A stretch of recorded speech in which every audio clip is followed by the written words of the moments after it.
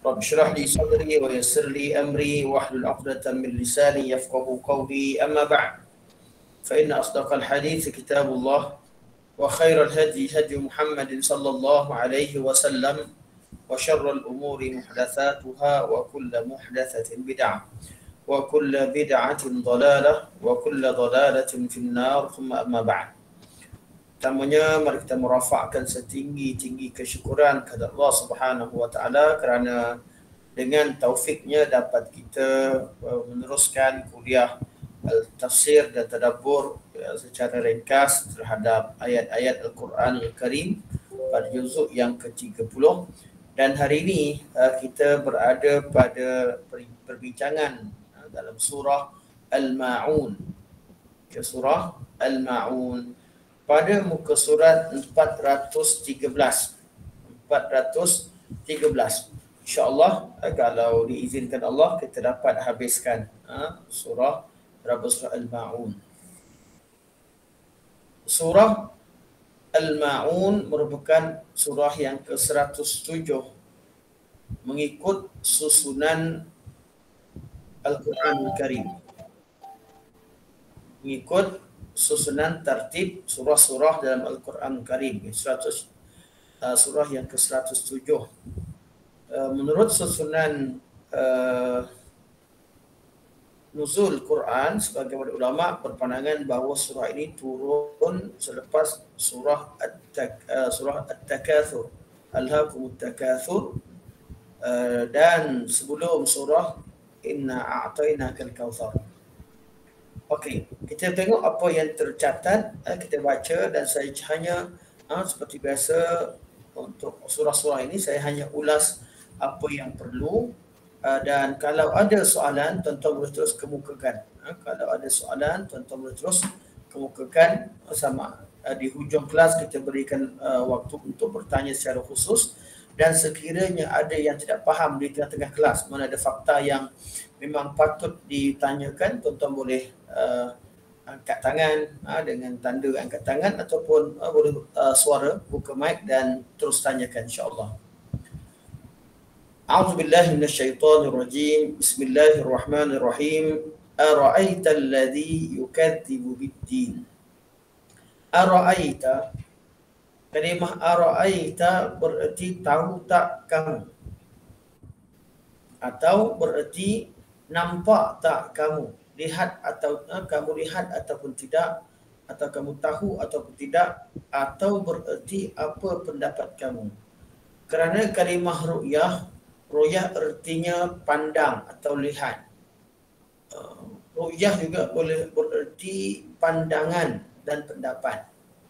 Pandangan dan pendapat. Jadi kalimah ru'yah bererti pandangan mata, atau boleh bererti pandangan pendapat. Ya, apa yang difahami, apakah pendapat kamu. Menurut terjemahan kita, penterjemah ataupun Dr. Abdullah Yasin Hafizahullah, beliau mengambil pandangan yang bererti pandangan atau tahukah kamu. Kalimah ara'aita boleh bawa, boleh kita maknakan kata adakah kamu tidak melihat. Kalau dikatakan tidak melihat, adakah kamu tidak melihat, bererti apa yang Allah sebut selepas ini merupakan peristiwa yang berlaku di depan mata Nabi SAW. Tapi kalau ara'aita bererti dengan tahukah kamu atau apakah pendapat kamu, bererti peristiwa ini berlaku di belakang mata Nabi SAW. Kedua-dua uslub ini, sama ada kata tahukah kamu atau lihatkah kamu, dua-duanya bererti bertujuan Allah. Tujuan Allah nak beritahu. Allah nak beritahu dan tarik perhatian Nabi SAW terhadap apa yang ingin disampaikan. Ara'aita alladhi yukadzibu bid-din fadzalika alladhi yad'u al-yatim wa la yahuddu 'ala ta'amil miskin fawailul lil musallin alladhina hum 'an salatihim sahun alladhina hum yura'una wa yamna'una al-ma'un. ara'aita, adakah kamu tahu, alladhi, yang, seseorang yang, yukadzibu, mendustakan, biddin, agama, mendustakan agama atau mendustakan hari pembalasan. Kalimah ad-din boleh bererti agama, boleh bererti hari pembalasan. Adakah kamu melihat atau adakah kamu mengetahui ada seorang lelaki yang mendustakan agama dan mendustakan hari pembalasan, itu hari akhirat.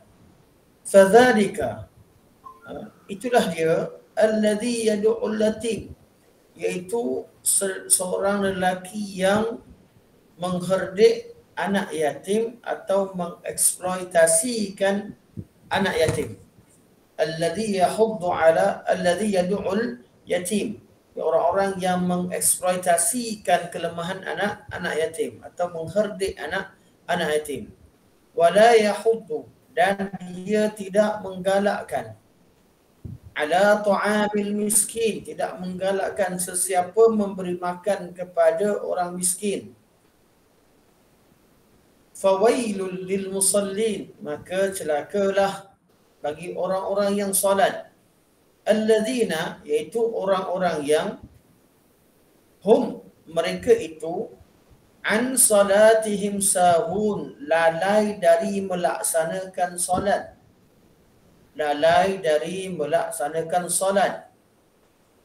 Bukan fokus kepada orang-orang yang lalai dalam solat. Lalai dalam solat juga tercela, masuk secara umum, namun ayat ini secara khusus diperuntukkan untuk orang-orang yang lalai untuk melaksanakan solat. Alladzina hum an salatihim sahun. Jadi orang yang solat tapi orang yang lalai laksanakan solat itu laksanakan solat pada waktunya. Ditangguhkan sampai habis masa. Atau sebagai ulama kata sampai hujung waktu. Itulah keadaan dia. Maksudnya dia terpaksa solat, bukan dengan kehendaknya. Dia terpaksa solat dengan maslahah tertentu. Alladzina hum an salatihim sahun. Sahun bererti lalai, leka atau lupa. Kita panggil sujud sahwi. Sahwi itu lupa. Alladzina hum an salatihim sahun. Alladzina, orang, iaitu orang-orang yang Allah ta'rifkan lagi, iaitu orang-orang yang hum, mereka itu yura'un, mereka ini menunjuk-nunjuk atau berbuat riak. Yura'un berarti riak.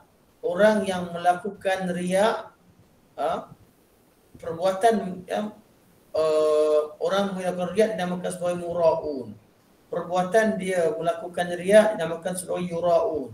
Jadi orang yang Allah kata celaka dalam solat mereka adalah pertama sekali orang yang tak nak tunaikan solat, menangguhkan solat hingga ke akhir waktu atau sehingga terkeluar daripada waktu, dan juga orang-orang yang kalau dia lakukan amal ibadah sekalipun, dia lakukan dengan tujuan untuk riya, untuk tunjukkan kepada orang lain bahawa dia melakukan, bukan kerana dia menyembah dan mengabdikan diri kepada Allah Subhanahu wa ta'ala.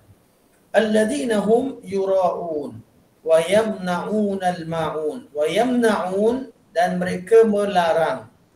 Al-ma'un, itu melarang manusia. Wa yamna'un al-ma'un, dan mereka melarang manusia ataupun mereka melarang diri mereka sendiri. Kalau erti mereka larang diri mereka, arti mereka enggan. Mereka sendiri yang enggan. Atau dikatakan melarang mereka sendiri yang menghalang orang lain daripada al-ma'un. Apa erti al-ma'un? Al-ma'un adalah barang-barang pinjaman. Barang-barang pinjaman berupa alat-alat perkakas yang kecil, seperti sudu, periuk, dapur, dan peralatan-peralatan yang biasanya akan dipinjam oleh orang-orang miskin untuk meneruskan hidup mereka. Jadi mereka ni tak nak bagi bantuan, malah mereka melarang orang-orang kaya untuk memberikan pinjaman barang-barang tersebut kepada orang-orang miskin. Inilah dia secara umum isi kandungan yang terkandung dalam surah Al-Ma'un. Okey, kita dah baca bahagian perkataan-perkataan, kita terus masuk mukadimah. Jadi saya sekalikan makna perkataan tuan-tuan boleh baca sendiri insya-Allah, dan saya dah terjemahkan dari secara umum. Terus masuk pada mukadimah. Pada bab mukadimah. Surah ini terdiri dari tujuh ayat. Tujuh ayat tergolong ke dalam kelompok surah-surah Makkiyah. Ini adalah pandangan jumhur. Ini adalah pandangan jumhur bahawa surah ini surah Makkiyah. Kenapa dikatakan Makkiyah?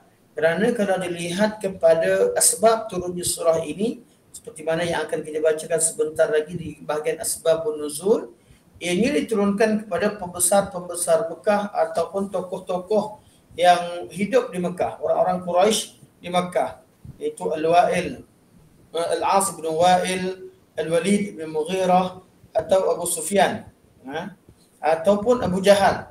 Ini nama-nama yang disebutkan yang akan kita baca sebentar lagi. Kalau melihat kepada asbabun nuzul, kalau sabit asbabun nuzul ini, arti surah ini diturunkan di Makkah Al-Mukarramah. Surah ini diturunkan di Makkah Al-Mukarramah. Namun, kalau dilihat kepada isi kandungan selepas daripada ayat yang ketiga, iaitu pada ayat fawailul lil musallin, maka celakalah bagi orang yang solat, yang mana ayat ini merupakan celaan terhadap solat orang munafik. Surah ini kelihatannya surah Madaniyah. Oleh itu kita akan temukan tiga pandangan ulama. Jumhur mengatakan surah ini surah Makkiyah. Surah Makkiyah. Sebahagian ulama berpandangan bahawa surah ini surah Madaniyah kerana berkaitan dengan solat tadi, fawailul lil musallin alladzina hum an salatihim sahun. Orang kafir memang tak solat. Orang solat ni orang Islam, dan orang Islam yang solat dalam keadaan riya dan juga dalam keadaan sahu, dalam keadaan tidak mahu tunaikan solat, itu adalah perangai munafik. Dan mereka hanya tinggal di Madinah Munawwarah. Jadi ayat ini adalah ayat diturunkan di Madinah Munawwarah. Dan sebahagian pada ulama berpandangan bahawa surah Al-Ma'un adalah Makkiyah pada 3 ayat awal, ayat seterusnya ayat 4 hingga akhir itu ayat Madaniyah.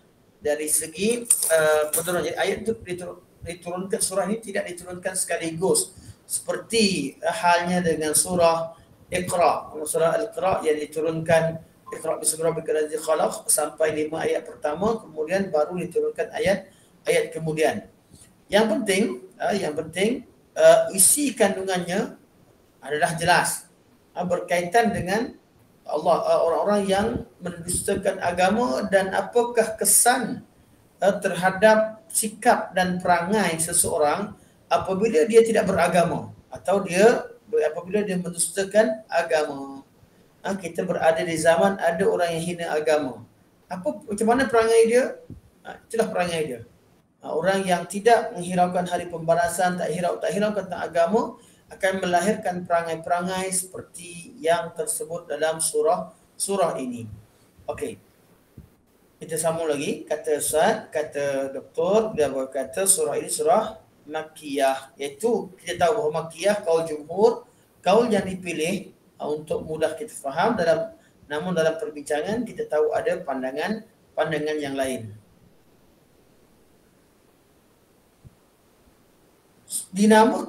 Diturunkan sesudah surah At-Takatsur.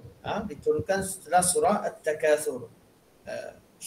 Surah At-Takatsur, iaitu surah Alhaakumut Takatsur.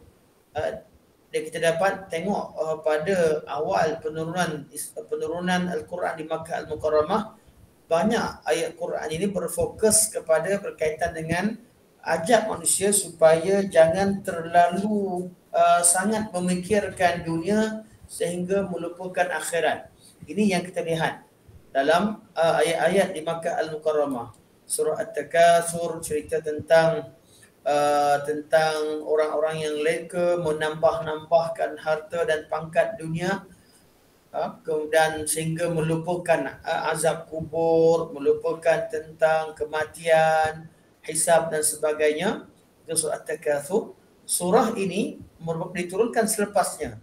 Itu orang-orang yang telah diberikan nikmat oleh Allah Subhanahu wa taala dengan harta yang banyak, dengan kesenangan dan pangkat dan mempunyai keluarga dan anak pinak, namun mereka kufur dengan nikmat Allah Subhanahu wa taala.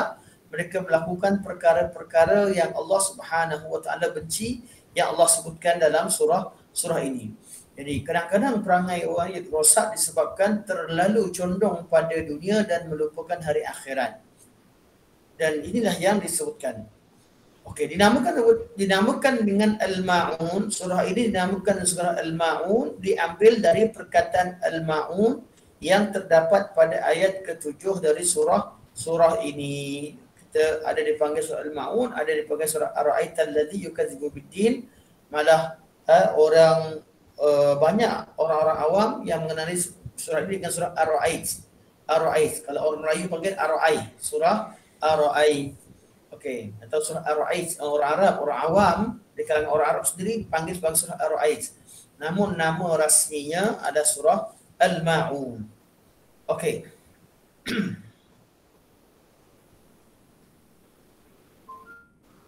Munasabah surah iaitu apakah logiknya surah ini diturunkan ataupun disusun, diletak setelah surah sebelumnya. Sebelum surah ini adalah surah Quraisy, li'ila fi Quraisy. Jadi apa logiknya surah ini diletakkan selepas surah Quraisy? Surah Al-Ma'un ini mempunyai hubungan yang sangat erat dengan surah Quraisy jika ditinjau dari 3 segi. Pertama, Allah mencela sifat orang Quraisy yang mereka tidak mensyukuri nikmatnya. Antaranya Allah telah memberikan mereka makan sehingga terhindar dari kebuluran. Orang Quraisy, kisahnya Allah kata alladzi falyabudu rabb hadzal bait alladzi at'amahum min ju' wa amanahum min khauf. Orang Quraisy dapat nikmat banyak dah. Mereka ni berada di tengah padang pasir, berada di tempat jauh daripada tumbuh-tumbuhan. Mereka berada di tempat yang sepatutnya mereka terputus bekalan, namun Allah berikan mereka makan yang cukup. Allah berikan mereka nikmat yang cukup. Namun apa yang berlaku, apa yang mereka lakukan seperti mana Allah sebutkan dalam surah ini, di kalangan mereka di kalangan mereka ada yang kufur nikmat seperti mana yang disebutkan surah ini. Sedangkan dalam surah Al-Ma'un pula ialah mencela sikap orang yang tidak suka menganjurkan memberi makan orang miskin. Allah dah bagi mereka makan tapi mereka kufur nikmat Allah dengan tidak memberi makan kepada orang miskin. Itu dalam aspek pertama. Yang kedua, dalam surah Al-Quraisy, Allah suruh mereka beribadah kepada Allah dan ikhlas kepadanya. Ibadah secara ikhlas, falyabudu rabb hadzal bait. Dalam surah ini Allah cerita tentang perangai satu lagi. Ada orang yang orang Quraisy mereka tidak menyembah Allah. Allah kata falyabudu rabb hadzal bait. Itu orang-orang kafir Quraisy tidak sembah Allah. Namun ada jenis kekufuran yang sejenis yang lain daripada keadaan surah Quraisy. Mereka sembah Allah namun mereka sembah dengan maslahah, bukan ikhlas. Mereka ni beragama dan sembah Allah ingin mendapatkan habuan dunia. Mereka beragama untuk dapatkan habuan dunia seperti mana yang disebutkan dalam surah Al-Ma'un. Jadi ada dua perangai. Satu jenis yang tak sembah Allah, yang seperti mana surah dalam surah Quraisy. Yang kedua ada yang sembah Allah namun yang mereka hanya menyembah Allah dari segi zahirnya. Dalam hati mereka hanya untuk menunjuk-nunjuk, untuk riak, dan dalam hati mereka benci sebenarnya dengan apa yang mereka lakukan. Itulah mereka Allah ta'an salatihim sahun. Mereka benci dan untuk melakukan apa yang dilakukan. Yang dilakukan itu semata-mata untuk menunjuk-nunjuk. Yang ketiga, Allah menganugerahkan pelbagai nikmat kepada suku Quraisy, namun mereka tidak beriman dengan hari dan beriman dengan akhirat. Contohnya apa? Contohnya ara'aital ladzi yukadzibu biddin. Secara ringkasnya daripada 3 aspek yang disebutkan di sini, didapati bahawa surah Quraisy Allah tujukan kepada orang masyarakat Quraisy secara umum. Namun surah Al-Ma'un Allah bagi contoh. Allah berikan contoh kepada Nabi SAW untuk melihat salah seorang daripada pemimpin Quraisy yang memiliki sifat-sifat dan nikmat yang Allah berikan padanya pada surah Al-Quraisy, namun perangainya tidak yang mendustakan agama dan tidak menyembah Allah seperti yang tersebut dalam surah Ara'aital ladzi yukadzibu biddin. Okey. Asbab nuzul. Tengok asbab nuzul, sebab itulah penulis ataupun pengarang tafsir ini sebut ayat 1 hingga 3. Kerana sebab turunnya yang ayat yang disepakatkan sebagai makkiyah ialah ayat ara'aital ladzi yukadzibu biddin fadzalika alladzi yad'ul yatim wa la yahuddu ala ta'amil miskin. 3 ayat ni apa sebab dia? Kerana ini surah ayat makkiyah. Tahukah anda ayat ara'aital ladzi yukadzibu biddin? Tahukah kamu orang yang mendustakan agama? Fadzalika alladzi yad'ul yatim, itulah orang yang mengherdik anak yatim, wala yahuddu ala ta'amil miskin, dan dia tidak menganjurkan agar orang lain memberi makan kepada orang miskin. Ayat ini diturunkan kepada siapa? Menurut Ibn Abbas, ayat ini diturunkan kepada Al-As Ibn Wa'il As-Sahmi atau As-Sahmi, atau boleh sebutan yang betul As-Sahmi, sin ha mim ya, daripada Bani Sahmin. Bani Saham, walaupun kalau kita matikan bunyi Saham, tapi kalau ada mi kat belakang, sebenarnya lebih tepat kita sebut As-Sahmi. Wallahu a'lam. Iaitu Al-As bin Wa'il As-Sahmi, iaitu bapa kepada Amr bin Al-As. Kita selalu dengar Amr bin Al-As. Amr bin Al-As anak beliau. Amr bin Al-As sahabat yang mulia. Bapanya Al-Wa'il bin Al-As As-Sahmi adalah musuh Nabi SAW. Menurut As-Sudi, bukan Suda tapi As-Sudi, ini juga kita akan jumpa penulis sentiasa sebut dengan As-Sudi, As-Suda, sebenarnya namanya As-Sudi. Menurut As-Sudi ada tafsir As-Sudi. Menurut As-Sudi diturunkan kerana sikap Al-Walid ibn Mughirah. Ini pandangan kedua. Pandangan pertama, Ibnu Abbas kata itu adalah Al-As bin Wa'il As-Sahmi.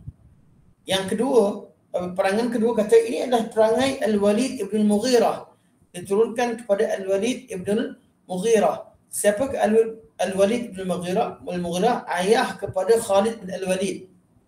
Ayah kepada Khalid bin Al-Walid. Ada pula yang mengatakan kerana sikap Abu Jahal, itu lelaki yang mendustakan agama, yang mengeksploitasikan anak yatim ini adalah Abu Jahal. Ini 3 pandangan. Masing-masing mereka menerima wasiat untuk menjaga anak yatim. Ini satu kesimpulan yang kita dapat ketahui bahawa sikap ini terdapat pada ketiga-tiga mereka, dan ketiga-tiga orang mereka adalah orang yang diberikan tugas untuk menjaga anak yatim atau diwasiatkan untuk menyimpan harta anak yatim. Ketika anak yatim datang kepada masing-masing mereka dalam keadaan telanjang sambil meminta duit peninggalan ayah mereka, lalu mereka diusir dan ditolak. Okey. Menurut Ibn Jurayj, kenapa dipisahkan? Menurut Ibn Jurayj dipisahkan jauh daripada 3 pandangan pertama. Ini adalah pandangan yang keempat. Menurut Ibn Jurayj dipisahkan kerana pandangan ini pandangan yang agak lemah atau kita kata lemah. Itu cara penulisan yang betul, yang tepat. Masya Allah. 3 pandangan ini yang pandangan yang boleh digabungkan, boleh disatukan. Artinya lelaki yang melakukan kesalahan-kesalahan ini adalah Abu Jahal atau Al-Walid atau Al-Abbas atau semua mereka, kerana mereka mempunyai perangai yang sama dan mereka sama-sama diberikan tugas untuk menjaga anak yatim, diberikan wasiat untuk jaga harta anak yatim dan perangai mereka sama. Jadi ayat untuk 3 ayat pertama pandangan di atas tidak ada pertentangan. Ayat Quran Allah ceritakan ayat ini untuk tiap-tiap seorang dari mereka ataupun tiga orang mereka, ketiga-tiga orang itu melakukan perbuatan yang sama, maka mereka dinisbahkan seperti seorang. Okey. Namun pandangan yang keempat ini yang berpandangan bahawa yang melakukan kesalahan tersebut adalah Abu Sufyan. Dan pandangan ini pandangan yang tidak kuat. Tapi kita baca dulu. Ayat ini diturunkan kerana sikap Abu Sufyan, dikata Ibn Jurayj, yang setiap minggu menyembelih kambing, lalu anak yatim meminta sedikit dagingnya, tetapi mereka diusir dengan tongkatnya. Kerana itulah diturunkan ayat ini. Kita tidak pasti peristiwa ini berlaku atau tidak. Tapi oleh kerana ayat ini Allah sebut yukadzibu biddin, orang yang dustakan agama, iaitu mereka tak masuk Islam atau dustakan hari akhirat, dan Allah sebut pada ayat selepasnya, iaitu ayat yang kalau kita katakan sekali dalam surah ini berkaitan dengan ayat fawailul musallin, semua sekali berkaitan dengan terangkum dalam satu sebab, ianya tidak bersesuaian dengan Abu Sufyan.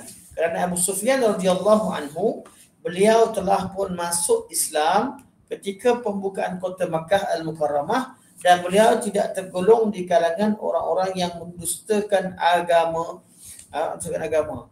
Mungkin ada yang mengatakan bahawa ayat ini adalah ketika zaman beliau di Makkah Al-Mukarramah, ketika beliau belum masuk Islam, ketika sebelum peristiwa hijrah. Jawapannya Al-Quranul Karim, Al-Quran hukumkan seseorang dengan satu hukum itu hukum yang sabit, yang tidak berlaku perubahan. Jadi ayat ini untuk 3 orang yang pertama tidak ada masalah. Namun kalau diletakkan kepada Abu Sufyan, ianya pandangannya agak lemah, ditambah dengan riwayat yang disebutkan itu tidak kuat sabitannya. Itu ayat yang ketiga. Ayat yang keempat, ini maksudnya berkaitan dengan asbab nuzul. Ayat 1 hingga 3, asbab nuzulnya berkaitan dengan 3 orang tokoh tadi. Manakala ayat yang keempat, ayat ini pula diturunkan kerana sikap orang-orang munafik yang riak dalam solat mereka dan suka memperlihatkan solatnya kepada orang-orang beriman, tetapi mereka tidak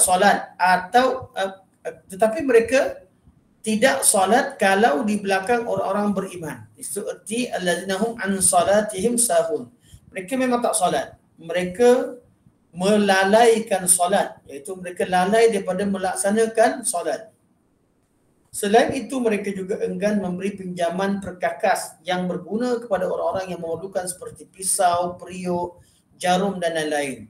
Pinjaman al-ma'un adalah barang-barang perkakas yang kecil tadi. Okey. Ini secara umum makna yang terkandung dalam surah Al-Ma'un. Okey, baru kita masuk ayat satu persatu. Satu persatu insya-Allah kita bincangkan. Tafsir ayat.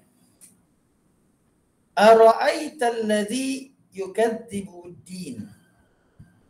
Ara'aita berarti adakah?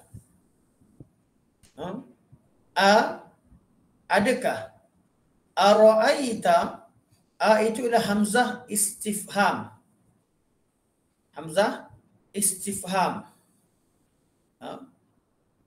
Dan kebanyakan dipanggil hamzatul istifham ini kebanyakannya adalah berkaitan dengan ru'yah al-qalbiyah, iaitu pandangan bukan penglihatan. Itu berkaitan dengan apa, berarti tahukah kamu, bukan berarti lihatkah kamu. Namun dalam ayat ini ayat ini memberikan makna kedua-duanya. Boleh jadi Allah tanya tahukah kamu, boleh jadi Allah kata nampak tak kamu. Ara'aita alladhi yukadzibu biddin. Yukadzibu artinya mendustakan. Erti mendustakan iaitu dia dapat mesej, dia terima mesej, bukan dia berpaling. At-takdzib, kekufuran, mana mendustakan salah satu daripada jenis-jenis kekufuran. Mana kalau orang tu dia datang dengar apa yang Nabi sampaikan, kemudian dia dustakan, berarti dia takzib, dia tidak percaya atau dia mengatakan bahawa Nabi SAW berdusta. Dia kata Nabi SAW menipu. Sebab tu dia kata Allah kata takzib, itu orang-orang yang mendustakan. Ara'aita alladhi yukadzibu bid-din, lelaki ni dia bukanlah orang yang tak dengar atau tak dengar langsung. Maksud dia jumpa Nabi, dia bincang dengan Nabi, dekat dengan Nabi, dia tahu tentang isi kandungan agama, namun dia takzib, itu dia mendustakan. Ini jenis yang pertama, jenis kekufuran. Kufur kerana mendustakan atau kita kata kerana engkar. Ini jenis kufur engkar. Kufur kadang-kadang terjadi bukan kerana engkar. Kufur kadang-kadang terjadi dengan sebab yang lain, iaitu dia i'rad. Kufur i'rad, dia memang tak nak dengar langsung. Dia tak nak dengar. Dia berpaling. Memang dia tak nak dengar, dia berpaling. Itu namakan kufur. Dia jadi kufur disebabkan dia i'rad. Sebahagian pada orang Mekah datang jumpa Nabi, lawan Nabi, tanya Nabi, dustakan. Tanya Nabi, dustakan. Sebahagian dari mereka tak nak dengar langsung. Biarlah Muhammad pergi. Sehingga Allah turunkan ayat Alif Lam Mim, Alif Lam Ra, dan ayat-ayat yang huruf muqatta'ah, huruf yang terputus, dan huruf bukan bentuk perkataan tapi bentuk huruf, untuk tarik perhatian mereka untuk dengar. Ada sebahagian daripada orang di kufur mereka adalah kufur istikbar, iaitu kufur kerana sombong. Kufur kerana sombong dan belagak, seperti mana yang dilakukan oleh kaum Yahudi. Mereka ni kufur kerana sombong. Dan jenis kekufuran ada banyak. Jenis kekufuran ada banyak. Namun kalau kita lihat kepada jenis kufur ini, Ibn Qayyim rahimahullah menyimpulkan bahawa ada 5 jenis kekufuran. Kufur takzib, dustakan. Yang kedua kufur istikbar, seperti kaum Yahudi. Maksudnya dia kata betul lah yang Muhammad sampaikan, tapi memang aku tapi malah aku masuk, malah aku ikut dia. Agama Muhammad, betul lah Muhammad tu akhir zaman, tapi aku tak nak ikut dia. Ini nama kufur istikbar. Yang ketiga, punca dia kufur adalah kufur i'rad, iaitu yang tak nak dengar langsung. Ramai orang yang enggan dan ignore. Dia buat tak tahu dengan seruan-seruan tauhid. Kufur yang keempat, kufur syak. Kufur kerana syak dan ragu-ragu terhadap agama. Mereka ini kufur, kebanyakan kufur syak ini berlaku kepada orang-orang yang tidak mahu menuntut ilmu. Dia tahu, dia dengar, dia bukan jenis yang dia jenis kata kalau orang tanya pada dia kata tak tahu. Kamu beriman tak Allah Subhanahu wa taala, beriman dengan hari akhirat? Tak tahu. Habis kenapa kamu kata tak tahu? Kenapa kamu tidak tuntut ilmu? Saya belajar tapi saya tak yakin, saya tak tahu. Dan orang yang sentiasa membiarkan dirinya berada dalam keraguan dan dia tidak mengambil keputusan. Dan keadaan mereka inilah, kufur syak inilah yang sebenarnya terjadi kepada golongan etis. Terjadi pada golongan etis. Kufur takzib berlaku kepada orang-orang di kalangan orang-orang yang seperti kafir Quraisy dan sebagainya, yang mendustakan, yang kebenaran sampai tapi dustakan.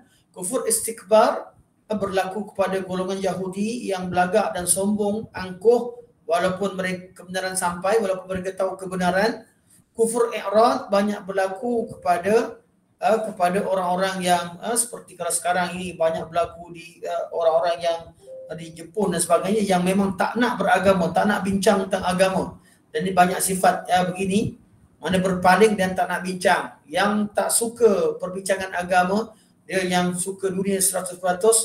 Yang keempat, kufur syak. Kufur kerana syak ini banyak berlaku pada golongan etis. Dan yang kelima ialah kufur nifaq. Mereka kufur nifaq itu banyak berlaku di kalangan orang-orang yang dekat dengan orang Islam, sehingga mereka sering mengaku jadi Islam dari segi zahirnya tapi mereka kufur. Inilah dia 5 jenis kekufuran. Dipanggil sebagai 5 jenis kufur akbar. Kufur tidak semestinya bererti dustakan atau tidak semestinya juhud, seperti mana yang dipahami oleh sebahagian pada orang. Sebab tu kalau orang yang bukan Islam, mereka semua kufur. Kufur bererti cover, tutup fitrah mereka yang asal ketika dilahirkan sebagai orang Islam. Kerana semua yang lahir, semua kanak-kanak yang lahir dalam keadaan Islam. Kalau ada orang yang tukar agama dia, maka dia lari dari, dia telah menutup fitrahnya yang asal. Jadi semua kullu maulidin yuladu alal fitrah, semua anak terlahir dalam keadaan fitrah. Fa abawahu, kemudian kedua ibu bapanya yuhawidanihi, menjadikan dia seorang yang Yahudi, Nasrani atau Majusi, sampai ke yuhawidanihi atau yunasranihi atau yumajisanihi. Yahudi, Nasrani, agama-agama inilah yang menutup fitrah asal. Lepas semua orang yang non-Muslim, mereka adalah orang kafir. Dari segi ilmu, dari segi akidah, dari segi status mereka. Namun dari segi dakwah, kita panggil dia kita panggil non-Muslim lah. Uslub ilmu dakwah kita panggil non-Muslim. Tapi kaedah ilmu akidah kaji tentang prinsip dan keyakinan kita yakin bahawa selain orang sudah Islam, semuanya kafir. Sama ada yang kufur berarti ingkar, takzib seperti mana yang kita bincangkan sekarang, ataupun kufuran jenis 4 jenis kekufuran yang lain, semua mereka ini adalah kafir. Wallahu a'lam. Ara'aita allazi yukadzibu bid-din. Ayat ara'aita dan yukadzibu tidak dibincangkan oleh penulis. Itu sebab itu saya syarahkan dengan agak lebih terperinci. Kemudian ad-din dibincangkan. Ad-din, Ibnu Jauzi berkata, perkataan ad-din di dalam ayat ini mengandungi beberapa makna. Antara din berarti hukum-hukum Allah. Ini pendapat Ibn Abbas, itu agama Allah. Itu ada, tahukah kamu ada seorang lelaki yang mendustakan agama Allah, yang mendustakan hukum hakam Allah Subhanahu wa taala. Itu makna pertama. Makna yang kedua, ad-din berarti al-hisab. Iaitu din berarti hari hisab. Ini pendapat Ikrimah dan Mujahid. Yang ketiga, ad-din berarti hari pembalasan, seperti Maliki Yaumiddin. Allah adalah yang memiliki atau yang jadi raja di hari pembalasan. Din di situ bererti hari pembalasan. Kama tadinu tudan. Macam mana kamu buat, begitulah kalian akan dibalas. Malik Yaumiddin. Okey. Dan juga din boleh bererti yang keempat, Al-Quranul Karim. Al-Quran Karim lah sumber kepada agama. Mana-mana sekalipun sama. Hujungnya dia adalah orang yang mendustakan perkara-perkara ini. Kesemua makna ad-din sebagaimana di atas adalah sahih.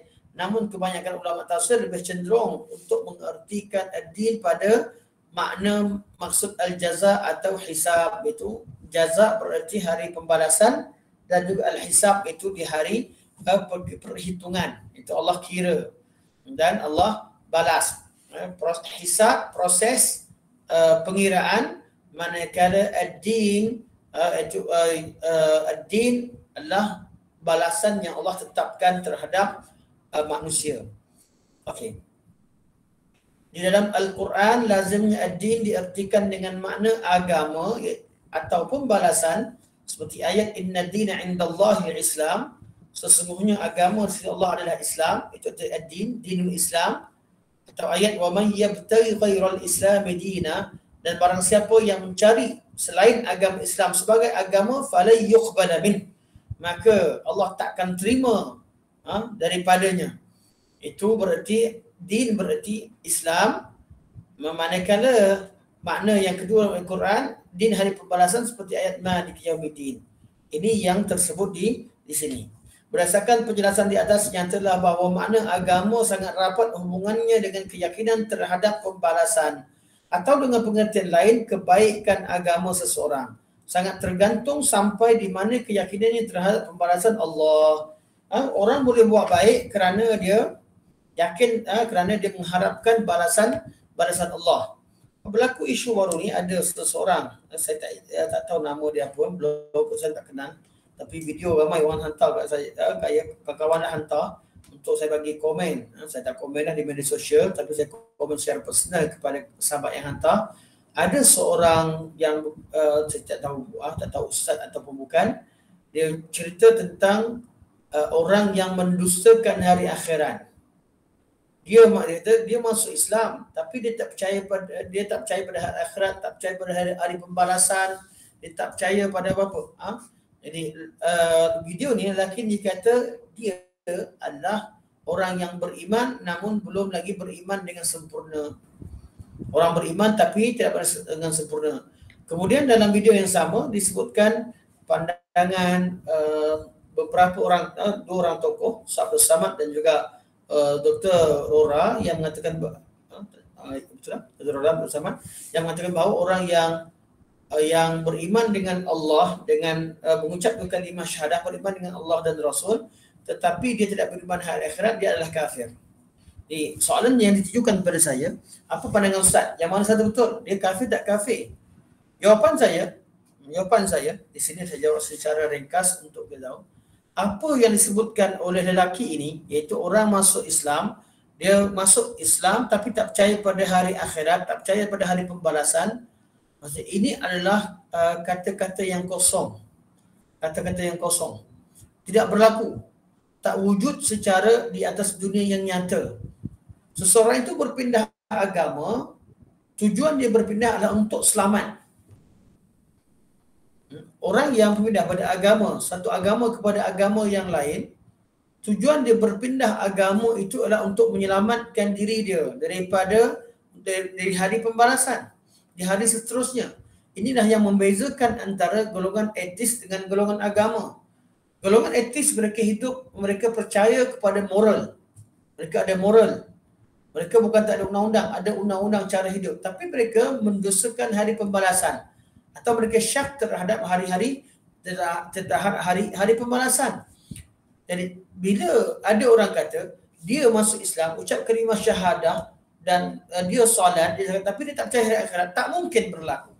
Tak mungkin berlaku kerana sebetulnya kita dalam membincangkan satu isu, dialah isu itu isu yang memang terjadi dan berlaku. Terjadi dan berlaku dan memang wujud. Kalau yang tidak wujud, artinya kita bincang dan kita gaduh perkara yang sia-sia, sesuatu yang tidak wujud pada dunia nyata. Tapi kalau dia kata dia percaya hari akhirat, cuma dia tak percaya, dia tak tahu detail macam mana, itu bukan tak percaya, itu percaya secara umum. Cukup untuk seseorang itu dikatakan beriman apabila percaya beriman dengan Allah dan Rasul hari akhirat secara mujmal. Tiga ni mesti ada. Tak mungkin orang beragama tapi tidak percaya, masuk Islam tapi tak percaya kepada Allah ataupun Rasulullah ataupun tak percaya pada hari akhirat. Itu tidak berlaku. Kalau ada juga, memang Islam dia memang tak sah. Bukan tak murtad atau keluar Islam atau tidak, memang tak sah. Mana mungkin dia masuk Islam tapi dia tak tahu tentang Allah, tak tahu tentang kena ikut Rasulullah, dan dia tak tahu bahawa agama Islam ini menjanjikan kebaikan hari akhirat. Tak mungkin. Kalau dia tak tahu, artinya ketika dia mengucap itu, ucapan dia sendiri tidak sah terhadap kalimah la ilaha illallah. Okey.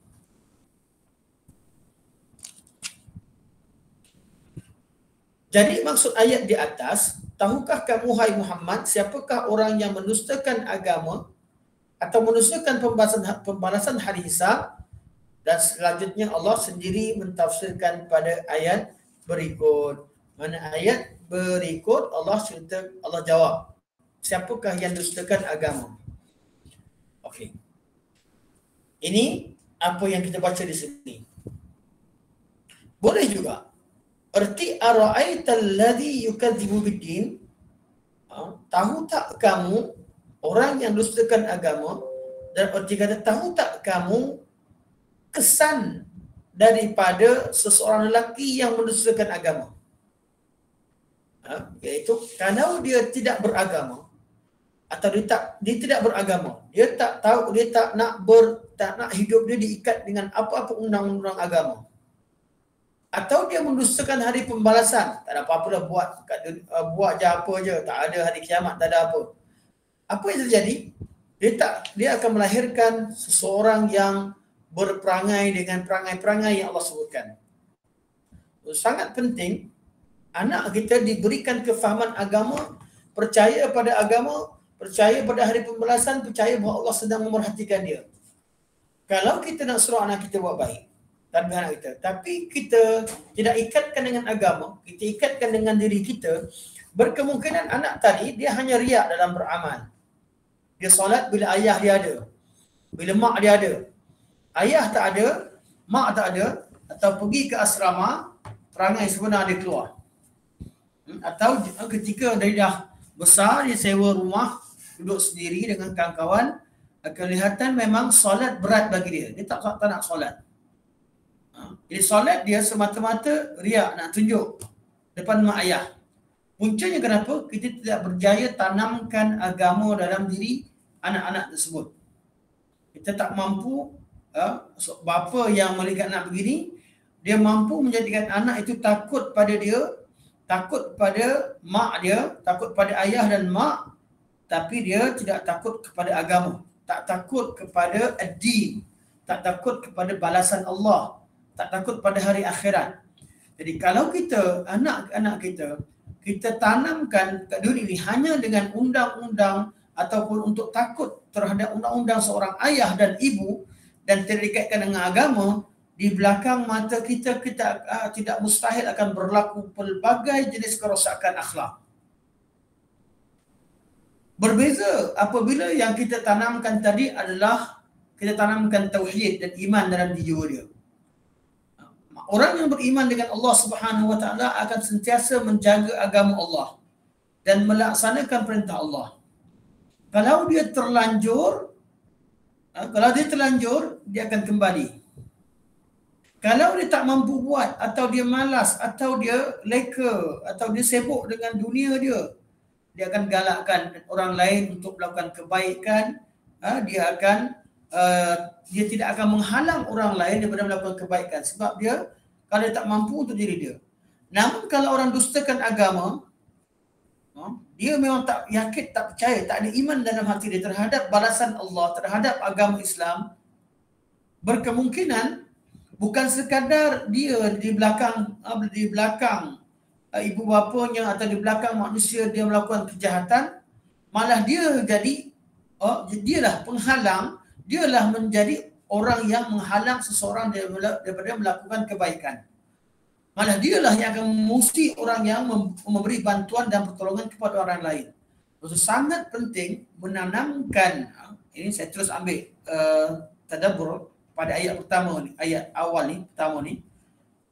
Ara'aita allazi yukadzibu biddin. Di sini menunjukkan bahawa sangat penting untuk kita tanamkan dalam jiwa anak kita, ataupun kalau berkaitan dengan masyarakat kita, berkaitan dengan pelajar-pelajar kita, bagi seorang guru atau siapa sekalipun yang mampu menanamkan, mentarbiyah seseorang, perlu yang difokuskan itu adalah dia percaya pada agama, ditakutkan Allah, ditakutkan balasan Allah, bukan pada mak ayah.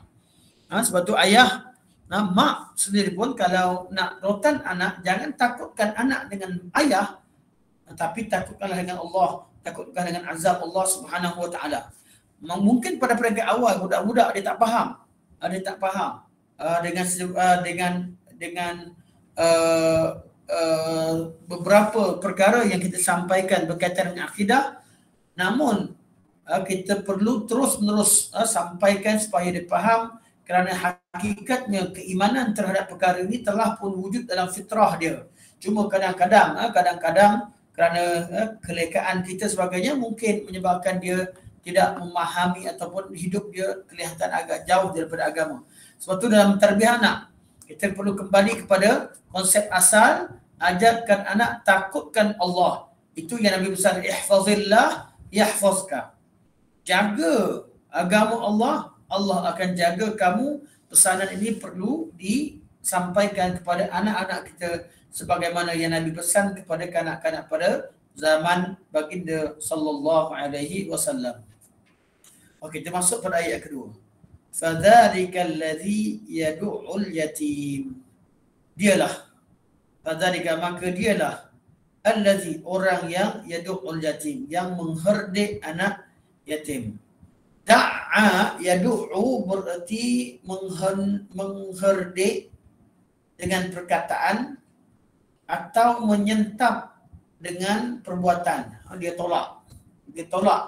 Bila tolak mana yad'u artinya dia tolak sekali, imbas. Dia yad'u. Jadi kalimah da'a yad'u boleh berarti mengherdik, mentolak dengan kata-kata, ataupun yad'u dia tolak dengan tangan dia. Yad'ul yatim. Al-yatim, yatim dalam istilah bahasa Arab atau istilah syarak, yatim merujuk kepada seseorang yang kematian ayahnya ketika dia sebelum balik. Seseorang yang kematian bapanya sebelum dibalik, dinamakan sebagai yatim. Manakala yang kematian ibu dan bapa dinamakan sebagai yatim piatu. Itu yang sering kita dengar, dan itulah dia tafsiran syar'i. Tafsiran syar'i, syarak menyebutkan yatim. Bila disebut yatim, siapa sahaja yang kematian ayahnya ketika dia sebelum balik, dia berhak untuk mendapat hak-hak sebagai seorang anak yatim. Kalau dia kehilangan ibu dan bapa, dia lebih berhak untuk mendapatkan hak sebagai anak yatim, kerana dia sifat dia itu lebih, sifat kekurangan dia yang ada pada dirinya itu lebih, menyebabkan dia lebih perlu kepada perhatian masyarakat Islam kalau dia anak yatim piatu.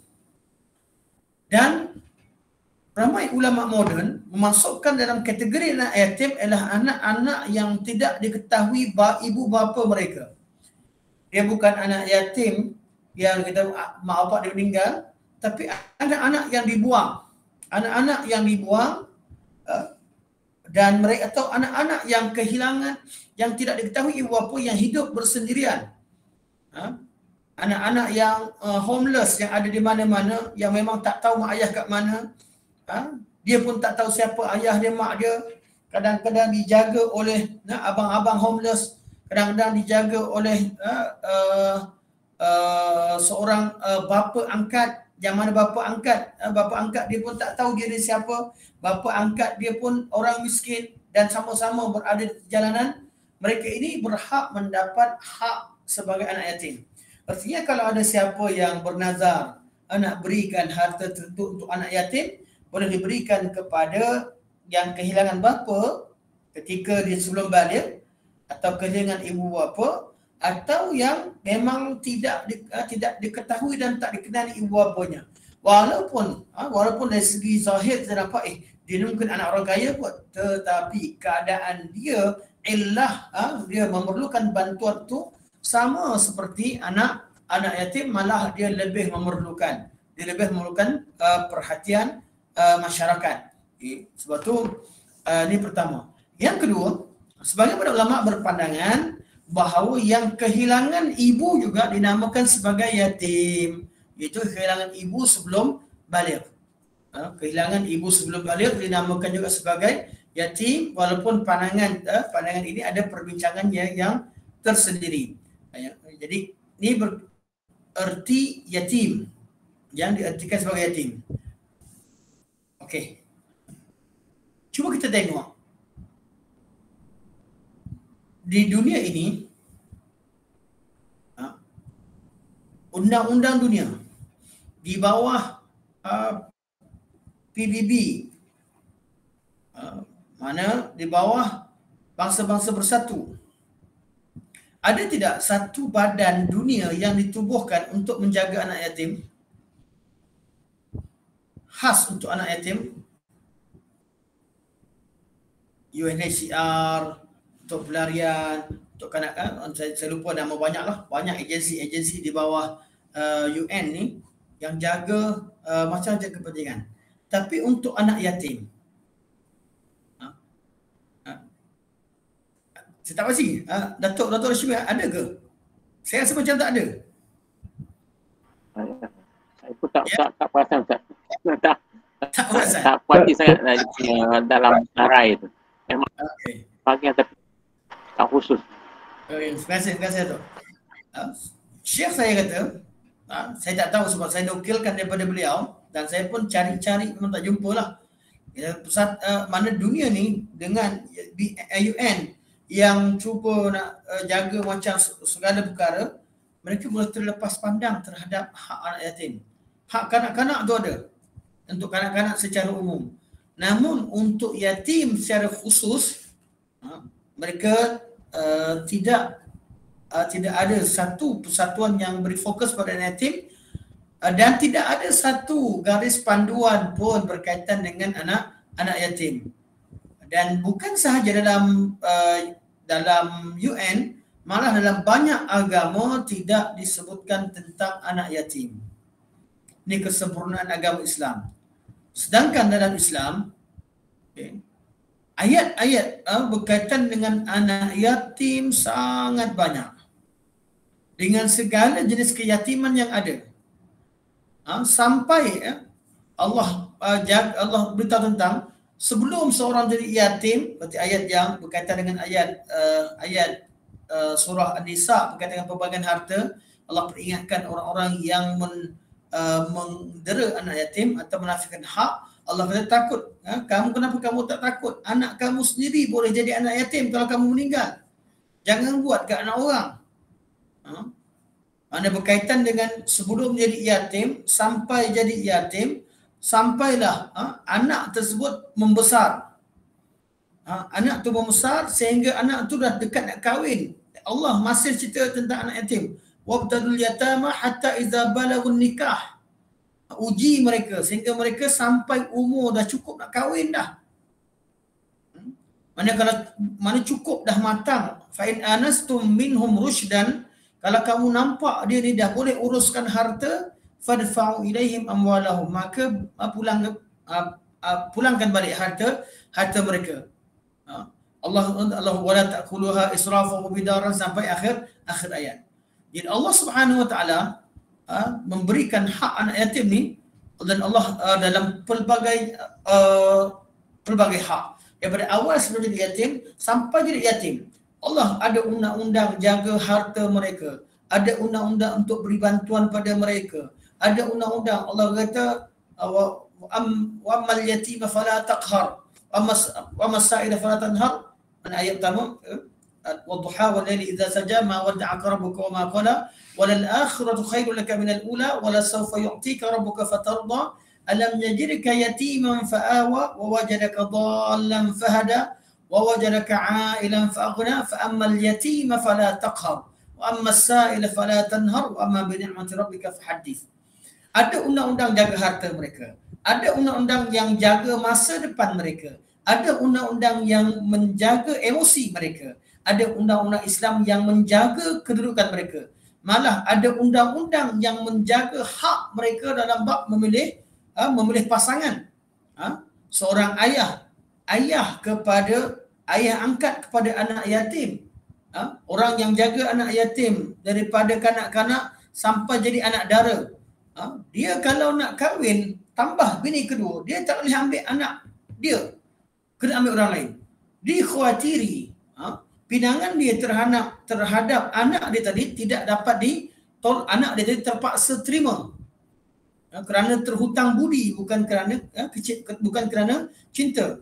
Waktu ayat Allah cerita berkaitan dengan orang-orang yang ingin bernikah, Allah kata carilah cari mana-mana perempuan yang kamu suka.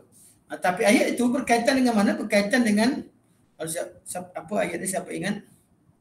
Fankihu ma taba lakum minan nisa'i masna wa thulatha wa ruba' wa in khiftum alla ta'dilu fawahidah. Ayat ni pada asalnya cerita tentang menjaga hak anak-anak yatim wanita, yang anak-anak dara, anak-anak yatim yang mereka ini dijaga oleh ayah angkat.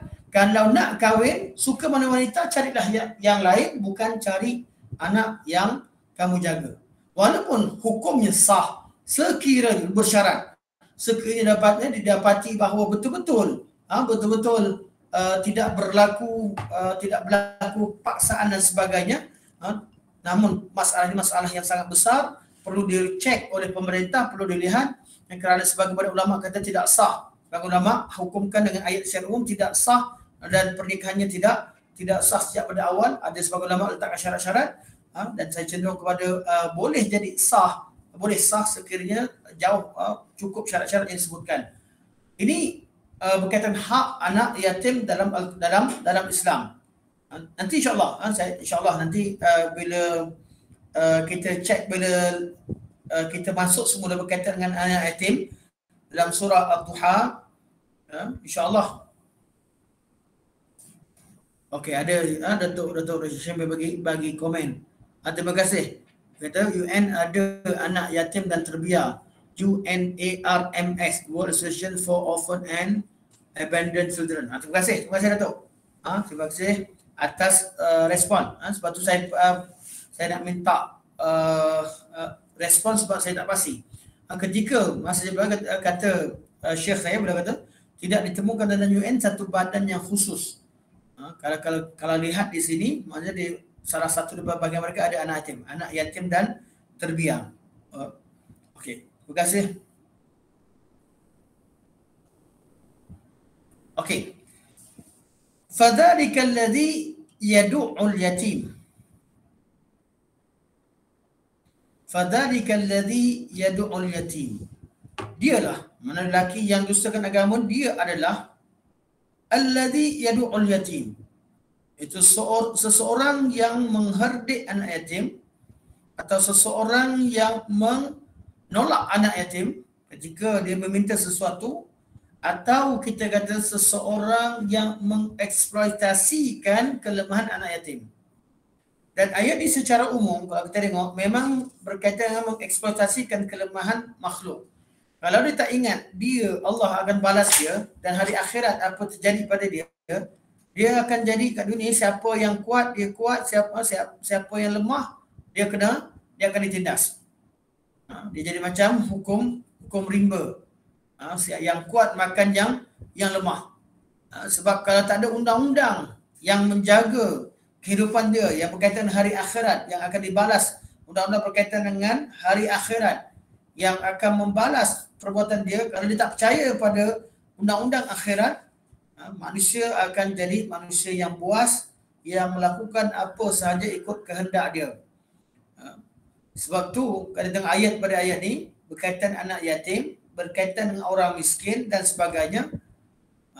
Orang kaya ada dua jenis. Satu yang kaya macam surah Al-Kautsar yang kita belajar sebelum ini. Nabi SAW Allah berikan nikmat yang banyak. Ketika Allah berikan Nabi SAW nikmat yang banyak, apa terjadi? Nabi SAW pada musim haji, Nabi beli semua unta-unta yang ada di Yaman. Unta-unta Nabi bawa. Unta Nabi hajukan sebanyak 100 ekor unta untuk diberikan kepada orang-orang miskin. Dan diberikan inna a'tainakal kautsar fasalli lirabbika wanhar. Orang Islam bila dapat nikmat, dia akan bertambah dekat dengan Allah, akan makin dekat dengan manusia kalau dapat membantu. Tapi kalau tak ada Islam, tak ada agama, dia akan berubah jadi mengeksploitasi anak yatim. Jumpa anak yatim bukan bantu, tapi dia ambil anak yatim. Ada yang pergi ambil anak yatim, dipaksa untuk jadi peminta sedekah untuk kepentingan diri dia. Malah perkara ini perlu diingatkan juga, bukan sahaja kepada anak yatim dalam arti kata orang-orang yang bawa anak yatim suruh minta sedekah, dengan ada yang potong tangan budak, letak budak dalam botol sebagainya, untuk atau ada yang sengaja butakan sebelah mata kanak-kanak semata-mata untuk jadikan sebagai peminta sedekah di setengah tempat dan negara. malah ia juga terjadi kepada orang-orang yang perlu diperingatkan juga kepada orang-orang yang membuka pusat-pusat tahfiz dan sebagainya, yang mana mereka menggunakan kanak-kanak ini dengan tujuan untuk mendapatkan wang semata. Mana kalau untuk minta bantuan, tolong sikit secara yang ma'ruf, tak ada masalah. Tak ada masalah. Gunakan maksudnya dengan cara yang ma'ruf, cara yang patut. Tetapi setengah daripada tempat, setengah daripada pengurus yang menjadikan pusat anak yatim ini hanya sebagai tempat untuk memohon bantuan, sehingga pendidikan kanak-kanak ini dibiarkan. Pemiliknya menjadi kaya, kanak-kanak dipaksa untuk berniaga, jual, meminta, dijadikan sebagai alasan untuk mendapatkan harta. Dan harta tadi tidak dikembalikan kepada anak-anak tadi, malah digunakan oleh pihak tertentu. Dan ini satu kezaliman, mengeksploitasikan kelemahan anak yatim. Begitu juga mengeksploitasi kelemahan orang miskin yang kita bincangkan selepas ini. Ramai orang yang ada orang yang bantu, ada orang yang hanya mengeksploitasikan anak yatim, orang miskin, dia pergi hantar bantuan, dia tak hantar bantuan, dia ambil gambar orang miskin, ambil gambar anak yatim, kesusahan, harta sampai, diminta harta, diminta bantuan, bantuan tadi dia bawa pada diri dia. Kerana dia tidak menggalakkan orang bagi bantuan. Dia tetap cari tapi untuk dirinya. Ini berlaku. Sifat-sifat manusia begini wujud. Sebab tu kalau ada di kalangan kita sebagai sekadar nasihat, malah perkara ini bukanlah satu perkara yang saya cerita jauh, malah dalam keluarga sendiri kan, kita masing-masing ada ramai di kalangan kita ada pusat pendidikan, ada tempat yang bantuan ataupun perlindungan terhadap anak yatim ataupun anak yatim sebagainya.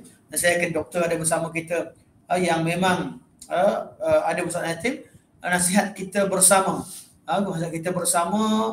jadikanlah pusat-pusat didikan asuhan anak-anak yatim dan sebagainya ini sebagai tempat untuk benar-benar tempat yang menjadi saham syurga kita. Tolong betul-betul, buat betul-betul, beri pendidikan betul-betul. Kalau perlu untuk menjadikan perlu untuk buktikan bahawa kita betul bantu anak yatim dengan kadar tertentu, tunjukkan. Namun jangan menggunakan mereka untuk maslahat kepribadi. Ini sekadar nasihat untuk diri dan untuk seluruh yang terlibat dalam perkara ini, dalam bidang ini. Fadzalikal ladzi yad'ul yatim. Dan dialah adalah seorang lelaki yang mengherdik atau mengeksploitasikan kelemahan anak yatim. Wala yahuddu ala ta'amil miskin. Dan dia tidak galakkan, dan yahuddu tidak galakkan, tidak anjurkan untuk beri makan kepada miskin. Kalau jumpa orang miskin, tak ada yang nak kasih, dia tak kasih satu. Dia tak galakkan orang bagi makan. Malah dia tak, kalau anak orang miskin tak minta duit pun, tak minta makan pun, minta pinjam barang je. Minta bantuan, pinjam barang, mereka nak buat sendiri, mereka nak cari sendiri, tak bagi bantuan. Kadang-kadang orang miskin hujung kampung minta pinjam basikal terbiar, kita pun tak bagi. Dan orang yang sebelah bukan kita, orang yang begini. Kerana dia punca asalnya memang dia tak galakkan pun, dia tak suka tengok orang kaya. Dia kaya, tak suka tengok orang kaya. Dia pandai, tak suka tengok orang pandai. Ada orang yang begini, dia kaya, dia seorang, orang lain tak ada kaya. Dia habis PhD, dia tak nak orang habis. Dia habis master, dia habis belajar, tapi tak suka orang lain habis. Dia seorang jadi pelajar terbaik di semua tempat, orang perlu duduk tunduk dengan dia. Perangai inilah perangai berpunca daripada ara'aita allazi yukadzibu bidin, yang dustakan agama. Ayat sini Allah kata wala yahuddu ala ta'amil miskin. Dia tak galakkan orang, tak anjurkan orang untuk beri makan pada orang miskin. Nasnya secara tafsir iaitu orang-orang yang tidak galakkan orang lain bersedekah atau memberi makan kepada orang miskin. secara tadaburnya kita dapati, kita faham bahawa kalau orang lain pun dilarang, untuk diri dia sendiri lebih aula. Memang dia tak bantu anak yatim dan orang miskin. Imam Al-Maraghi berkata, maksud ayat, tahukah kamu hai Muhammad, siapakah yang mendustakan pembalasan? Sekiranya engkau belum tahu, maka ketahuilah bahawa mereka ialah orang-orang yang mempunyai sifat-sifat berikut.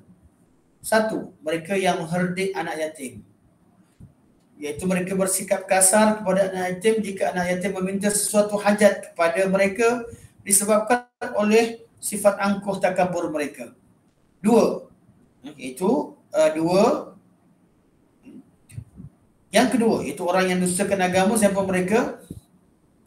Mereka tidak menganjurkan memberi makan orang miskin. Mereka tidak gemar mengajak orang lain untuk memberi makan orang-orang miskin. Pengajaran tersirat, jika menganjurkan sahaja mereka enggan, maka sudah pasti lebih utama mereka tidak akan memberikan makan kepada orang miskin. Okey, ini apa yang disebut Imam Al-Maraghi. Kemudian Imam An-Naisaburi berkata, sesungguhnya pendorong utama manusia melakukan ketaatan kepada Allah dan penghalang utama mereka melanggar larangan adalah kerana dorongan perasaan harap dan perasaan harap akan ganjaran pahala dari Allah dan dorongan perasaan takut terhadap sesaannya, rajak dan khauf. Punca kita buat baik dan punca kita tinggalkan benda yang jahat kerana ada syurga neraka, kerana ada perasaan harap kepada kebaikan dan perasaan takut terhadap azab dan keburukan. Dari keterangan di atas, jelaslah bahawa siapa sahaja yang mempunyai dua sifat di atas, iaitu sifat mengherdik anak yatim dan tidak galakkan seseorang memberikan makan kepada orang miskin, maka dia digolongkan sebagai pendusta agama atau pendusta hari pembalasan, iaitu yukadzibubiddin. Walaupun pada asalnya mereka terdiri dari orang-orang kafir di zaman Rasulullah SAW, sebagaimana yang dijelaskan pada sebab turun ayat, namun pengajaran yang terkandung dalam ayat-ayat di atas adalah bersifat umum. Jadi kalau kita nak kata bawa pergi pada ayat ni, ayat Abu Lahab ni, ayat Abu Jahal, ayat Al-Wa'il ibn As As-Sahmi, ayat Al-Walid ibn Mughirah, ayat Khalid Al-Walid, ni ayat Al-As Al-Wa'il, ayat Amr ibn As, ni ayat Abu Jahal, ayat Ikrimah. Mereka ni zaman-zaman tu jahat, anak dia yang baik, itu bukan kita. Tak. Pengajaran ayat Quran dan semua hadis Nabi SAW berkaitan dengan suatu perkara, ianya pengajaran yang merangkumi seluruh umat Muhammad SAW. Dan kalau lihat kepada anak yatim dan orang-orang miskin ini sering disebut dalam Quran Karim, contoh boleh baca Al-Fajr ayat 17 hingga 18 di situ. Dan penghujungnya kata Syekh, jika kalaulah sifat menyakiti anak yatim dan keengganan menggalakkan orang lain memberi makan orang miskin adalah di antara sifat orang-orang munafik, maka solat yang tidak diikuti dengan khusyuk dan pendorongnya riya adalah lebih utama lagi daripada tanda orang munafik. Saya ulang balik, saya nak faham semula. Jika kalaulah sifat menyakiti anak yatim dan keengganan menggalakkan orang lain memberi makan orang miskin adalah sifat orang-orang munafik, maka solat yang tidak diikuti dengan khusyuk dan pendorongnya riya adalah lebih utama lagi daripada tanda orang munafik. Sebagai tanda orang munafik. Betul lah. Mana orang munafik sifatnya dustakan agama, tidak galakkan kepada memberi makan. Kalau solat, kalaulah benda kebaikan yang sedikit itu pun mereka tidak mampu lakukan, apatah lagi mereka nak solat. Jadi solat mereka sudah tentu tidak khusyuk, solat mereka sudah tentu riya. Mungkin mereka solat itu hanyalah satu perkara yang terpaksa. Okey, fawailul lil musallin allazina hum an salatihim sahun. Okey, ayat saya sampai sini. Saya baca sampai sini sahaja. Kerana kalau nak kejarkan ayat yang keempat hingga ayat ketujuh akan mengambil masa yang akan melebihi pukul 11. Jadi saya sampai sini, saya buka pada soalan dan perbincangan. InsyaAllah kalau ada sesuatu yang patut untuk dibincangkan, kita bincangkan. Dipersilakan. Assalamualaikum Ustaz. Assalamualaikum. Tolong. Saya sadar. Ya, hari ni tak ada banyak hari kita. Okey. Nak tanya gini Ustaz. Saya nak perhatikan dalam ayat 1-7 ni, dia kalau nak bilangkan sifat-sifat tu ada 5 ke ada 4 dia? Ustaz dengar ke? Ulang balik Saman. Dalam ayat 1-7 tu, ayat kalau nak katakan 1 hingga 7. 1-7. Okey. Saya nak perhatikan tapi nak jawab tak boleh. Sama ada sifat orang yang mendustakan agama tu ada 4 atau 5. Okey. Sifat orang sifat mendustakan agama ada semua 4 sekali atau 5. 1 sampai 7 mana semua sekali itu sifat mendustakan agama. Cuma dibahagikan kepada 2 kerana kekufuran tu ada 2. Satu, kufur yang banyak di zaman Mekah Mukarramah, kufur takzib, jahat. Yang mana perangai dia kat luar perangai dia jahat. Mana dia kafir yang ada 2. Kafir yang kat Mekah, dia bencikan agama, dustakan agama dan dizahirkan dengan perbuatan. Memang tak beramal dengan agama. Yang kedua, kafir yang ada kat Madinah, iaitu sebahagian daripada orang Madinah, dia kat luar dia baik, sembahyang, solat, tapi hatinya buruk. Dia cuma buat riak, benci. Cuma sifat yang utama, dia ni tak suka pinjamkan sesuatu pada orang. Pinjamkan untuk memudahkan urusan orang. Jadi kalau kita senaraikan 1 hingga 7 macam mana Ustaz tanya, ara'aital ladzi yukadzibu biddin, ini punca dia. Punca dia adalah dia tak percaya pada agama, dustakan agama atau tak pedulikan agama, hanya ingat pada dunia. Okey, siapa dia? Fadzalikal ladzi yad'ul yatim. 1. Wala yahuddu ala ta'amil miskin. 2. Okey. Fawailul lil musallin alladhina hum an salatihim sahun. 3. Alladhina hum an salatihim sahun. 3. Jadi orang yang leka dengan solat. Jawapan di situ. Alladhina hum iaitu orang yang buat sesuatu menunjuk-nunjuk, wa yamna'unal ma'un, yang kelima, dan orang yang mencegah atau enggan memberi pinjam barang-barang yang berguna untuk digunakan dalam apa-apa perkara manfaat. Atau al-ma'un berarti orang-orang yang enggan memberi bantuan. Bantuan di sini bentuk al-ma'un. Bantu, tak nak tolong sekalipun, tak nak sedekah sekalipun, bagilah pinjam jarum ke, orang nak jahit, bagilah sikit lah, paling kurang bagi paip getah ke, orang yang orang nak pinjam, gunakan paip getah untuk basuh pinggan mangkuk dia ke, contohnya begitulah. Dan semua barang-barang perkakas namanya al-ma'un. Jadi ada 5 sifat. 5 sifat. Okey Ustaz. Okey, faham, jelas, insya-Allah. Okey, sama.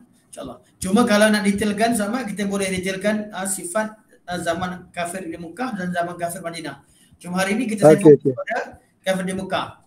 Nanti insyaAllah di hujung kelas pada akan datang, saya akan buat kesimpulan. Saya akan syarahkan berkaitan dengan ta'rif iman.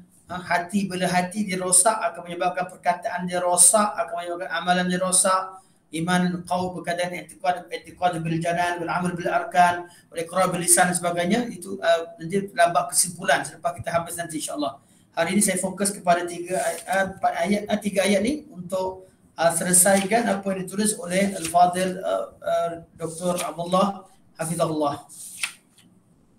Okey, jazakallah. Hayakumullah.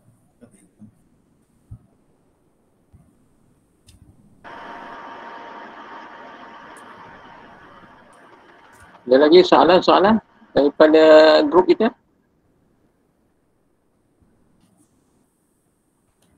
Saya cuma nak tanya yang ni mengenai perbezaan dari segi miskin, kanak-kanak miskin tu atau yatim ataupun orang yang kafir yang masuk Islam dari kategori mu'allaf.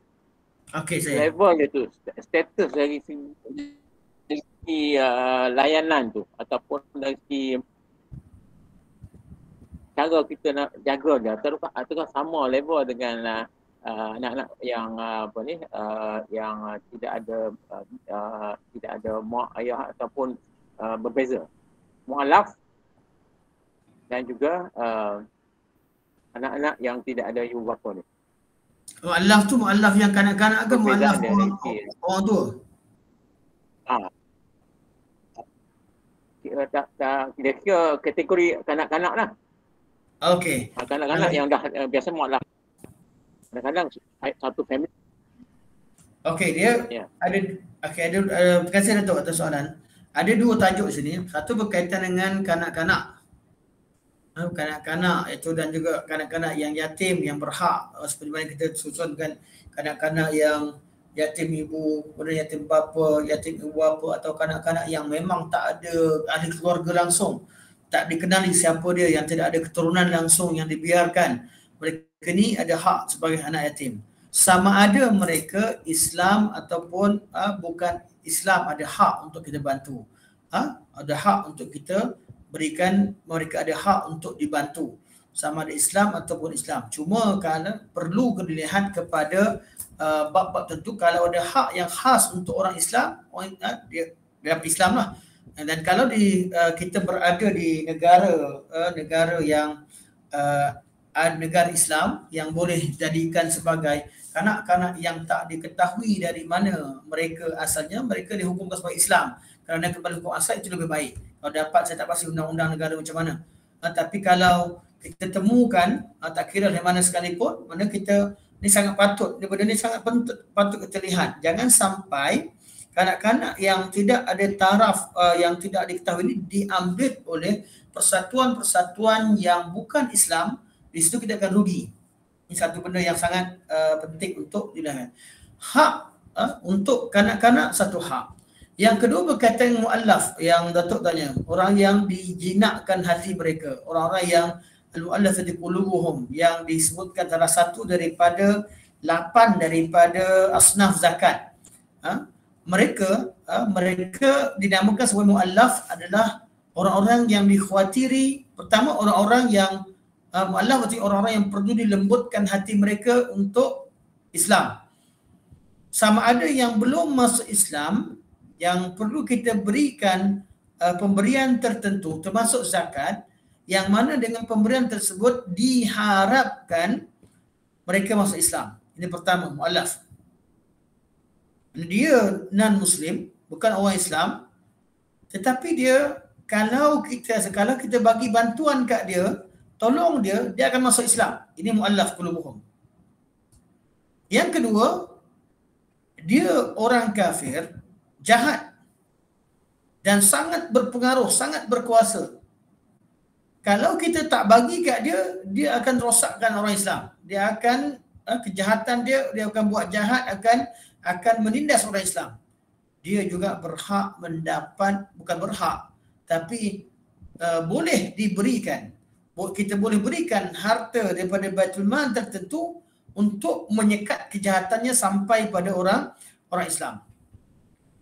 Yang ketiga, mu'allaf qulubuhum ialah orang-orang yang dah masuk Islam namun dia perlu dijinakkan lagi dengan Islam kerana dia belum faham tentang Islam dengan sebenar, imannya belum kuat. Mereka ini juga berhak diberikan hak-hak sebagai seorang mu'allaf qulubuhum yang perlu diberikan bantuan yang sewajarnya, bantuan sokongan dari segi harta, sokongan dari segi moral, sokongan dari segi psikologi untuk mereka kekal, sokongan sudah pastinya sokongan agama lah, ilmu agama supaya iman mereka bertambah jadi kuat. Jadi sokongan tadi adalah untuk mengukuhkan iman. Itu maksud mu'allaf qulubuhum. Dan saya tak pasti adakah ini yang Datuk tanyakan. Jadi kalau apa beza mu'allaf adalah berkaitan dengan orang-orang yang dalam ketiga kategori tadi. Sama ada kita harapkan dia masuk Islam, atau kita takutkan dia bawa mudarat kepada masyarakat Islam, atau orang yang dah masuk Islam tapi kita takut dia tidak iman dia tidak kuat tinggal Islam, maka mereka ini perlu diberikan hak-hak tertentu, diberikan harta tertentu untuk kebaikan dalam kebaikan agama. Allah Alam. Saya sebenarnya saya ada suara yang ketiga lah yang kita yang menyebabkan saya tak dengar soalan dengan jelas. Saya tak tahu betul atau tidak. Tapi dia perlukan support dan support dia kata level dia tu berbanding dengan anak yatim. Ulang balik tu? Ulang balik, minta maaf. Ya betul. Kita nak yang ketiga. Yang kategori ketiga tu Ustaz. Iaitu orang-orang yang dah masuk Islam tapi memerlukan sokongan dan bantuan. Ya saya. Ya. Jadi soalannya hak mereka yang kategori ketiga tu. Ya. Jadi soalannya Datuk? Ya. Hak mereka. Untuk kita bantu macam mana yang hak kita setakat mana. Oh okey saya faham. Yang kita boleh support mereka. Support berbanding dengan anak yatim. Okey, berbanding dengan anak yatim. Kedua-duanya dibantu. Kedua-duanya dibantu mengikut asnaf masing-masing. Cuma anak yatim bukan asnaf zakat.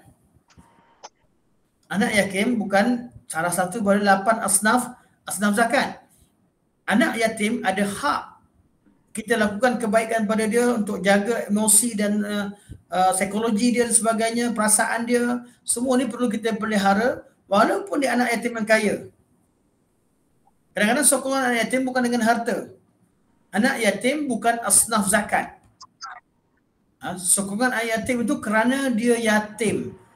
Kadang-kadang kita jaga anak yatim, jaga hak dia supaya orang yang pegang harta mak bapak dia tidak menzalimi dia. Jaga hak dia.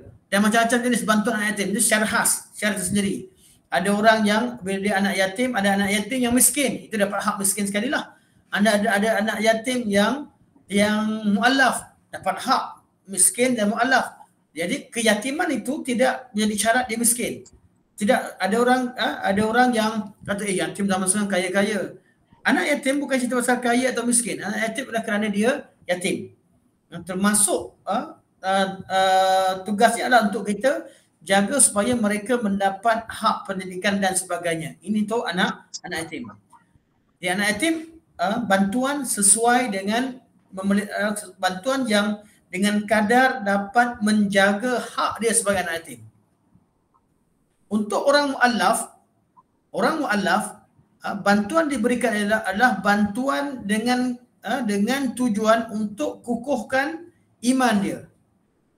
Bila kita rasakan dia memang dah Islam, imannya dah kuat, maka ketika itu dia bukan lagi seorang mu'allaf. Tak perlu dinaikkan hati dia lagi. Sebab dia memang dah kuat dalam agama Islam. Kalau dah ditakrifkan seorang mu'allaf tu sebagai mu'allaf selamanya, sudah tentu semua sahabat Nabi mu'allaf. Mana ayat Quran ketika turun orang yang asalnya non-Muslim kemudian masuk Islam, dia adalah mu'allaf. Mana sampai bila-bila dia mu'allaf. Jadi dalam sahabat Nabi beberapa orang je yang tak mu'allaf. Mana yang lain semua yang mungkin tak pernah sujud dengan berhala, Abu Bakar dan beberapa orang itu pun belum masuk Islam, belum masuk Islam yang betul. Abdullah bin Rawahah dah kenal agama Islam sebelumnya, agama Yahudi sebelumnya, tapi adakah dinamakan sebagai Islam atau tidak? Secara umum hampir semua sahabat Nabi atau semua sahabat Nabi adalah mu'allaf. Kalau dengan takrifan orang yang dahulunya agama lain kemudian masuk Islam. Mu'allaf ialah orang yang dahulunya beragama bukan Islam, kemudian masuk Islam dan dikhawatiri dia kembali kepada agamanya kerana faktor-faktor tertentu, jadi mereka perlu mendapat hak yang secukupnya agar mereka kekal dan tenang dalam Islam. Ya, hak tadi berbentuk bantuan kewangan, hak berbentuk bantuan pendidikan, bagikan hak pendidikan fardu ain, pendidikan akidah, hak bantuan psikologi. Kadang-kadang orang yang masuk Islam dia ditekan, ditindas oleh ahli keluarganya, bantuan-bantuan kaunseling dan sebagainya. Semua ini perlu diberikan kepada golongan mu'allaf qulubuhum. Dan bantuan khas yang Allah sebut dalam Quran adalah untuk orang mu'allaf adalah bantuan kewangan daripada harta zakat. Innamas sadaqatu lil fuqara'i wal masakin wal 'amilina 'alaiha wal mu'allafati qulubuhum. Sedekah harta zakat ini untuk fuqara, miskin dan amil zakat, dan yang keempat Allah sebut ialah orang-orang yang muallaf, yang perlu dijinakkan hati mereka. Dan hajat bantuan ini dipanggil sebagai termasuk hukum maslahah. Kalau ada kemaslahatan, walaupun dia masuk Islam dah 5 tahun tapi nampak tak kuat lagi, mana dia masih lagi berhak untuk diberikan perhatian untuk dikekal dalam agama Islam. Caranya macam mana? Kadang-kadang yang orang yang harap bantuan tadi ialah kerana satu, sama ada tak diberikan pendidikan agama sehingga dia masih hanya bergantung nak masuk Islam dengan kebaikan dunia yang ada, bukan pada akhirat, ataupun yang kedua, mereka tetap mengharap kerana mereka dikekal dengan situasi sebagai seseorang yang tidak berharta ataupun miskin. Waktu lebih utama pada itu, orang Islam dan orang-orang yang baru masuk Islam sebagainya, semua kemiskinan perlu dibenteras, bantuan yang boleh mengangkat mereka daripada level kemiskinan kepada level orang-orang yang sederhana atau orang-orang yang kaya lah. Mana dengan itu mereka tak akan harapkan kepada bantuan-bantuan, malah mereka yang akan memberikan bantuan. Jadi mereka tidak lagi perlu kepada harta zakat. Itu yang jadi target utama setelah seseorang masuk Islam. Seperti yang berlaku pada sahabat-sahabat baginda, ramai sahabat Nabi yang masuk masuk Islam dalam keadaan miskin, semua sahabat, namun pada penghujungnya selepas Nabi wafat, sahabat-sahabat Nabi, hampir semua sahabat Nabi adalah orang kaya. Yang satu perkara yang perlu ditegaskan, kemiskinan yang ada pada Islam bukanlah sesuatu yang dituntut, namun kemiskinan itu satu proses. Kalau mampu seseorang itu untuk usahakan dan dalam keadaan dia tidak leka, dia perlu teruskan. Jadi jawapan yang ringkas saya fokus mula pada jawapan yang Datuk berikan. Dia berhak untuk dapat selagi kita ketahui bahawa dia memerlukan perkara tersebut untuk kekalkan dia dalam agama Islam.